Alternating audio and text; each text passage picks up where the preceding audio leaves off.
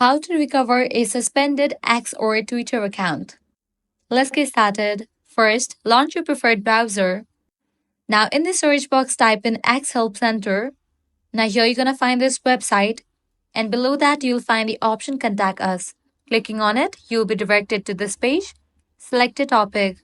Different topic options will be available. Select this one, Logged and Suspended Account Issues. You will get three options over here: Contact Us, Account Access, Appeal a logged or suspended account. Set it to appeal a logged or suspended account. Then click on the option Logout. You will be directed to this page where you will need to type in your credentials of X account and login. So go ahead and type in that. Or also you'll get the option to use your Google or Apple ID to sign in with your X account. Once you're logged in, you'll be good to go. Your problem will be fixed. So this way you can easily recover a suspended X or Twitter account.